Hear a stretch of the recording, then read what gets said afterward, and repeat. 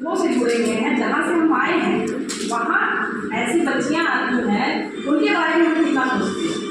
क्योंकि योग मिशन शक्ति के तहत हमारा ये चल रहा है कार्यक्रम है, और अब ये हम लोग सैटरडे को करते हैं मीना मंच के तहत बहुत सारी सशक्तिकरण की ऐसी चीज़ें होती हैं, लेकिन कोई कई स्कूलों से कुछ भी नहीं आता है। यहाँ कम से कम मुझे लगता है कि चाहे नियामताबाद हो, सदर हो, महिलाओं से भरपूर काम है, लेकिन चकिया कहीं से उतना बच्चियों से रिलेटेड हम सशक्तिकरण की बात क्यों करते हैं? आप मुझे बताइए। हम तो सशक्त हो गए हैं, अब हम अपनी बात नहीं कर सकते, हम समाज से जुड़े हुए हैं, हम यहाँ समाज को कुछ देने आए हैं, हम शिक्षक हैं, लेकिन उन बच्चियों के बारे में कौन सोचता है? जो एक गरीब परिवेश की बच्चियाँ आती हैं, कौन सोचता है उसके बारे में?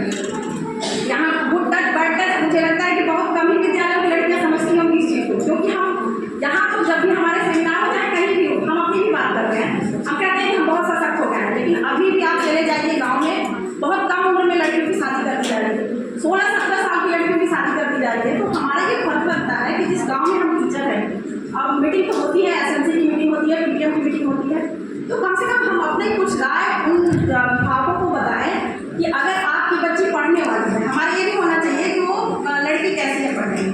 होता क्या है कि इन लोगों को ये है कि हाँ लड़कियाँ अच्छी नहीं है जो भी है, लेकिन अगर कोई लड़की एकेडमिक बहुत अच्छी है तो ये हमारा फर्ज एज ए टीचर मुझे लगता है कि बनता है कि उस लड़की को आगे बढ़ाने में अगर हमसे फाइनेंशियल को सपोर्ट हो पाए तो वो भी करें, और उनके माँ बाप को थोड़ा सा ये कहें कि नहीं इस बच्ची को आप पढ़ाइए। बहुत लड़कियां हैं, बहुत अच्छी अच्छी लड़कियां हैं जिनकी शादी बहुत जल्दी हो जाती है, जिसकी वजह से वो अपना फ्यूचर नहीं बना पाती है। वैसे मैं आप लोगों से एक क्वेश्चन करना चाहती हूँ, मुझे लगता है सभी को पता होगा, क्योंकि वन साइडेड नहीं होना चाहिए कोई भी डिबेट। इसमें महिला हेल्पलाइन क्या है कोई मुझे बता देगा? 10-98 क्या है महिला हेल्पलाइन?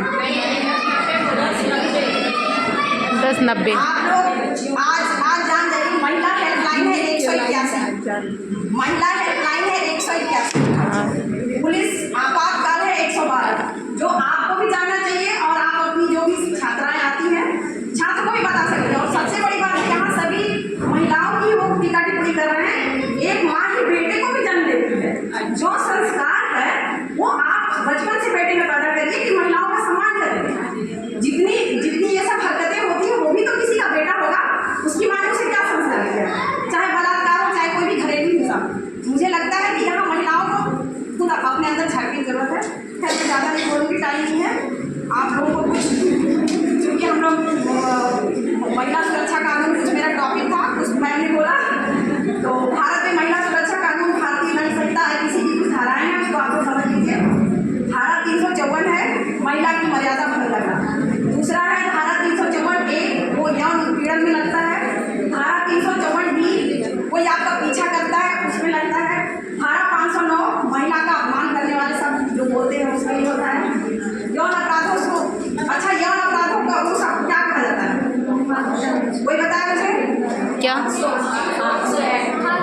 नीला मैम पूरा बताइए। पासको मतलब क्या होता है?